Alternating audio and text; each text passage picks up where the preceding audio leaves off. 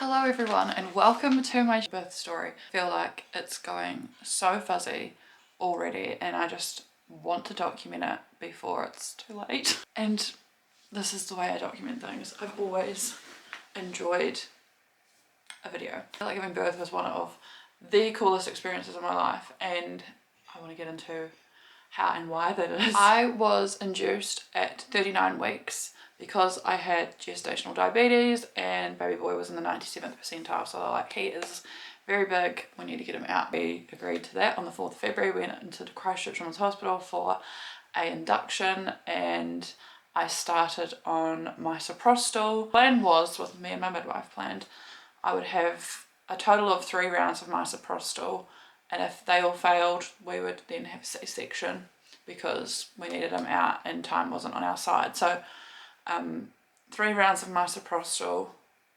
1 round is like 16 hours because they give you a dose of misoprostol every 2 hours. So there's 8 doses in total, and then after the first round you have like that 6-hour sleep period overnight. We went in on the Wednesday morning at 39 weeks. I had my misoprostol, went for a walk, had a coffee, and that kind of just repeated through the day.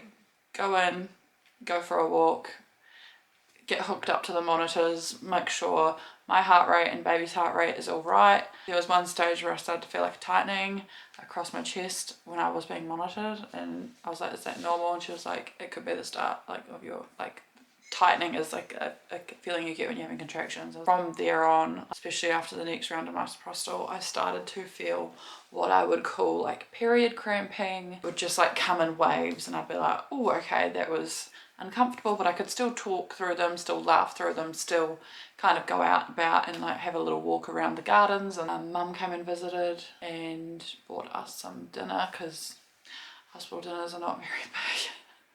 And they don't feed the husbands. Went for a walk. The doses continued. Salau left after my last dose of misoprostol because it was very obvious that nothing was moving. Like the contractions I were having were very, very minor. And so they gave me like a sleeping pill, codeine and Panadol. They called it a codeine cocktail for the night so that I could get some rest while the contractions were still happening, because they were painful, but like bearable, you know, like they were just like period pains that would still wake me up. So yeah, it was good that they gave me that because it kind of knocked me out. And then at 4 a.m. they woke me up for my next monitoring, because they monitor you like half an hour before your next dose. So that was the beginning of round 2. So Thursday morning at 4 a.m. we started round 2, and I was a little bit disheartened because I was hoping that labour would start before round 2, or like that we'd at least gotten further along before round 2 started. So started round 2. So I arrived at like maybe between 8 and 10 a.m, something like that.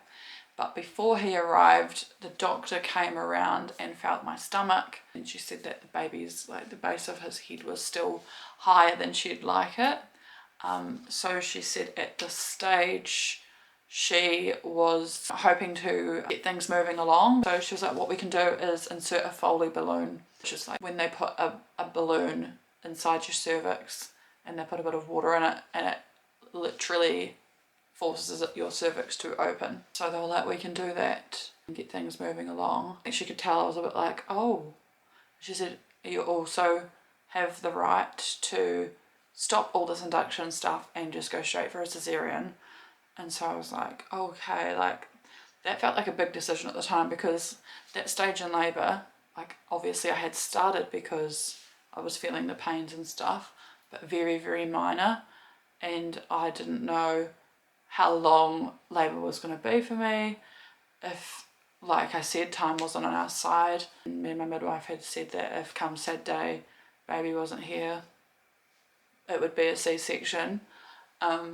So I was like, oh, like do I just go for a C-section right away and not worry about all this stress for no reason and stuff? So I thought about it for a while, talked to Salau about it. Ultimately, I decided to go ahead with the Foley balloon because I wasn't in any distress, neither was the baby, we were all good. So it was like, let's just try the next thing before we go full steady ahead with the cesarean. So I agreed to the Foley balloon, so I had arrived. We kept going with the misoprostol while we were waiting for the Foley balloon to commence. Came in, yeah, we were kind of waiting around and I was starting to think like, is this Foley balloon even going to happen? Yeah, it felt like it was taking a while. And so then we asked the midwife, like, is this, you know, can we go out and about for a walk? Like, what's the situation? Like, do I have to stay in here and wait? So she said, no, go for a walk. So the second we went out for a walk, we started to go down the stairwell because I thought they said the stairs are like really good for getting things going. So I was like, let's take the stairs instead of going in the lift. As soon as we got on the stairs, I got a phone call. Come back, the doctor's here ready for the Foley balloon. So we all went back. I went down to the birthing suite for the Foley balloon insertion. So I came with me. They were like, it can be very uncomfortable and a little bit painful, so you might want the gas in air while we do the Foley balloon. So I was like, okay. Feet in stirrups, everything, the whole 9 yards, and it was very uncomfortable, and I sucked back on that gas in air because I was like, I just need something to like put my mind on something else, and that's what I found the gas in air was very helpful for. I walked back down to my room, and you best believe as soon as this balloon went in, the contractions started to be very painful, and I was like, I need that gas and air that I just had down in the birthing suite. I need that here, like I need it now. They were like, that's no worries, we can arrange that. So they bought me some gas and air, and I got the TENS machine that my midwife had lent to me out of my bag.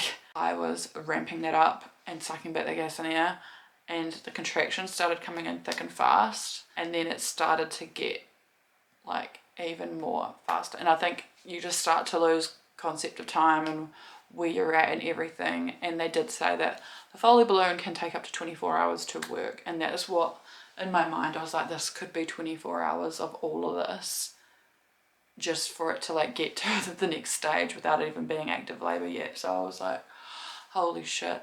The Foley balloon went in at 2:10 Thursday afternoon. I've written immediate pain, exclamation point, exclamation point, exclamation point. Yeah, and then I've written, went on the monitors, then I had my first contraction that made me cry out in pain.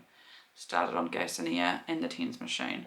I had my 6th dose of misoprostol at 4:50, 7th dose at 7:14, and I never had my 8th dose. Like, me and the midwife decided that things were moving along enough that I wouldn't need another dose of it. So I pretty much did 2 rounds of misoprostol plus a Foley balloon. 8 to 9 p.m, crying in pain, wanted to get checked because the balloon hadn't come out yet. Okay, so yeah, so around that 8 to 9 o'clock mark, and I was getting really in my head, like, this could be a long time.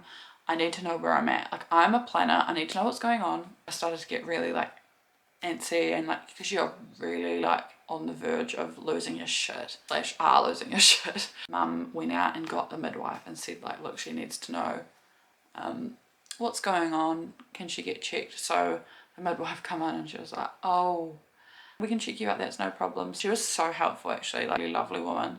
She gave me so much advice leading up before that too. Like, she was like, when you're feeling all the pain, like, take your mind out of it, put yourself in a place where, you know, you're gonna feel good, essentially. Like, just take yourself out, as much as it's really hard to do. And I was like, out of all the places I could take myself to, for some reason I'm imagining that I'm in my bed at home and I have no pain and I can like smell my blankets and my pillow and I feel really comfortable.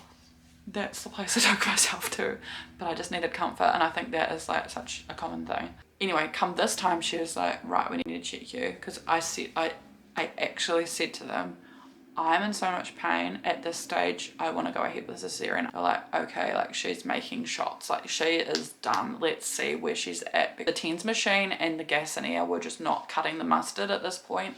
So it was around that 9 o'clock mark. I'd been 7 hours at this stage, and I was like, I need to know if anything's happening, where I'm at, like, am I even dilating? Is this bullshit? Do I need to have a cesarean? They checked me, they were like, you are at 2.5/3 centimeters. We can actually take you down to the birthing suite because the balloon is about to fall out, and because the contractions were not giving me a break, like, I was so exhausted and they were coming in so thick and fast. They're like, we can give you an epidural, like, this, you poor thing.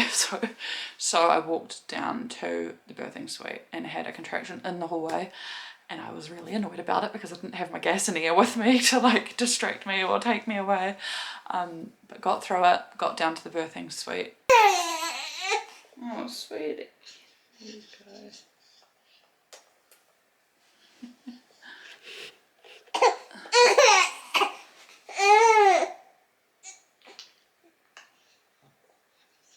He loves his tummy, this boy, but he sucks it 3 times and then spits it out and then cries. This is Gabriel Jules Elalio, my special son. Should we tell our story? Yeah. I'm telling the story of how you came into the world. The next part is where it gets a little bit fuzzy because I was so exhausted / out of it because I was sucking back so much gas in here. Here we go. I got to the birthing suite. I was still on the Gestational and TENS machine while we waited for the epidural. And to be fair, the epidural did not take long at all. Like, I was surprised how fast they could get it to me. It felt like, well, for me, everything felt very quick. And my mum and Salah kind of say, no, actually, everything kind of took a while. Like, there was an hour's wait here and an hour's wait there. And for me, I don't know why, it felt like it went quite quick. And I think in my mind, compared to the 7 hours that had already been, everything else kind of went dip, dip, dip. At 10:06, thanks to my midwife giving me the doctor's report with everything, the epidural went in. So at 10 p.m. it went in. So obviously from making that decision around like 9 p.m. to go down to the birthing suite and have the epidural, it was in at 10 o'clock. So I think that's pretty good, to be honest. Like, it was in pretty quickly.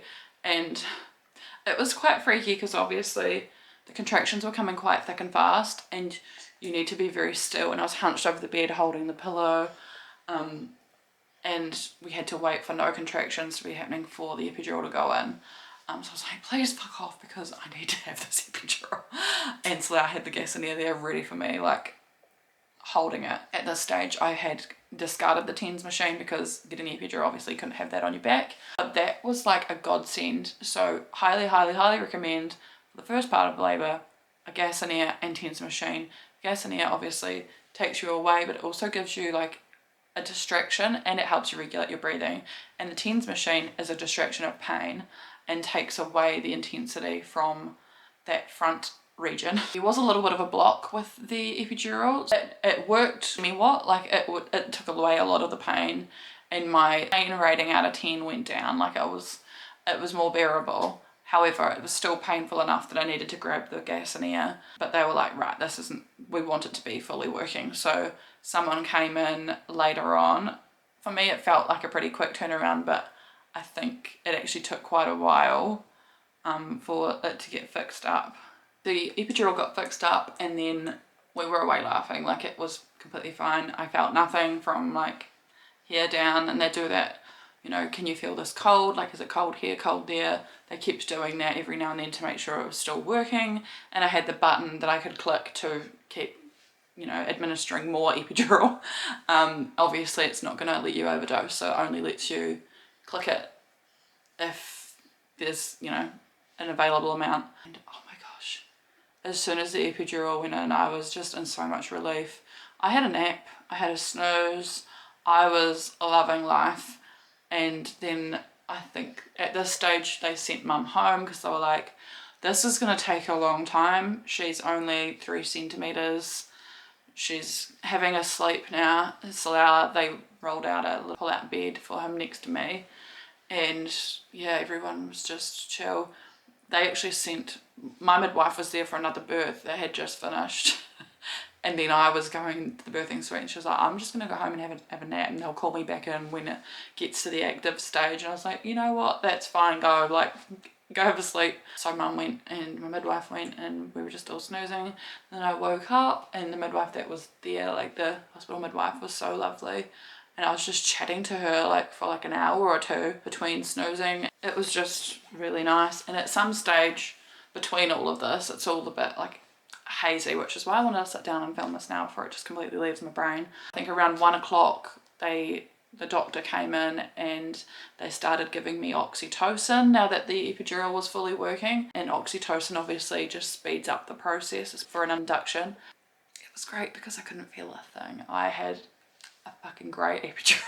At this stage, I think also the doctor broke my waters, which I then forgot about because come 2-3 o'clock, I was like, when are my waters being broken? Because I could remember talk about it.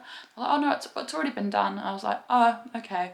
That's just how out of it I was. Like, hence why I can't really recall things because I have no idea. Hey. It was a big day. Waters were broken, oxytocin commenced, and I think come 3 o'clock, the midwife that was there that I was chatting away to, she said, we'll call in your midwife because your contractions are like happening at this stage, so like she probably needs to come in now. So that was at, yeah, I think 3 o'clock. My midwife had left at 10, so she had, yeah, bless her, had gone home at 10 o'clock and then got called back at 3. My mum left around midnight, I believe, which is when my epidural was corrected. Midwife was called in at 3 o'clock, and then the midwife that was standing there with me, the hospital midwife, someone came in and took over from her while she went and had her lunch break. Obviously lunch loosely because it's 3 a.m. in the morning. So she went on her break and she jokingly said to me, I bet you I'll come back and there'll be a baby, like fully joking. She was like, she's like, it has happened, but yeah, I'll see you soon kind of thing. It's like, yeah. Anyway, then so the lady that was just taking over from her was there, and then the doctor came in and was like, right, let's check where you're at. And this was just like 5 minutes before Joanna had arrived, my midwife. And so she checked me, and I think as she was checking, Joanna arrived, and then they were like, oh, the baby's head's there, you ready to push? Like, he's coming. I was like, oh, okay. Like, I think from like 1 a.m. where they did my waters breaking, I think I recollect that I was maybe like 5 centimeters. Obviously oxytocin is a very fast induction process. But yeah, I was not expecting when they checked me at like, I think it was around 3:30 or like 3:40 or something, when they were like, right, he's here, he's ready, like to go, like it's time to start pushing. It might have even, yeah, been closer to 4 o'clock. I'm not too sure, to be honest. It's all hazy, but you know, it doesn't really matter what time it was. I was still asleep because we didn't know anything was about to happen really. Like it was all, and I remember when they called the midwife and I was like, should I call my mum? And they were like, no, like it's still gonna be a while, like we just need your midwife here to like start helping us and stuff. I was like, oh, that's cool, that's fine. You know, let her get her sleep or whatever, and we'll just call her in when it gets closer. So we were not expecting it to be so fast. Yeah, we woke up so loud, like I was yelling, Slough, wake up. Didn't wake up at all. So my midwife Joanna had to go over and shake his leg and be like, your baby's coming. And he was like, oh shit, like got up straight away, went out to the hallway, called mum, and just said, the baby's coming. She was like, what do you mean? Is she having a cesarean? Like, what do you mean? And he was like, I don't know, they've just told me the baby's coming, I've got to go by. And so mum and dad like raced in, but like she said she also took their time because she thought, oh, it's going to be a while. You know, she had a shower and they came in like leisurely as you could, I guess, at that time in the morning. I think they got out of the lift just like on the floor where we were, and they saw the picture that Salah had sent. 1 second. So after the phone call, he ran back in and obviously came to my side, and they were like, right, when you feel your contractions, because I could still feel the tightening of them, we need you to push. And I was like, okay. Mind you, I can't feel a thing because the epidural. And the team I had was so great, especially my midwife Joanna. She coached me through how to push and everything because it is quite different. She's like, I need to give it, like you need to give it all your might, like everything you got. So I was pushing. When a contraction would come, I think so last said I did like a total of 8 pushes over however long it took because you have to wait for the contractions. I think when there was a couple of pushes left to go, they were like, what we're going to do is use a suction cup because he needs assistance getting out. I was like, just whatever you need to do to get him out safely. She was doing that as I was pushing, and then all of a sudden, like I remember at 4:33 distinctively, they're like, his head's out, like his head is out. It was wild. And then they're like, right, we don't need you to do anything right now. And then they just pulled and he was here. So like technically his birth time was like 4:35. I put him up on my chest and it was just the most surreal thing because I felt like I don't know, ever since having the epidural, it felt like I just was doing nothing, and it was just like this happened like so quickly as well. And so then yeah, mum and dad got out of the lift and saw a picture that Salah had sent that the baby had arrived. And so they'd missed the birth by like 12 minutes or something like that. And then yeah, came in and they were like, oh my god, the baby's here. It was just wild, but such a cool experience, like best thing I've ever done. Such a cool experience. My son did skin to skin for an hour and tried to do the feed, but I was not successful with that. But I had collected colostrum, which they brought up for me to give to him, and he did his full like after that hour, you know, like the weighing, and he got clothed and all that sort of stuff. And he weighed £9.11, 4 kilo something. It was 56 centimetres, but mind you, then a week later, not even a week later, when he got measured again, he was 54 centimetres. So the suction cup obviously like swells the head quite a lot. His true height would have been different, but never mind. Salah and mum dressed him for the first time. My little teeny dot dot. Yeah. So surreal. And it was just, yeah, the most surreal feeling. Mum went and got me a Coke. I wanted a Coke, of course. Oh.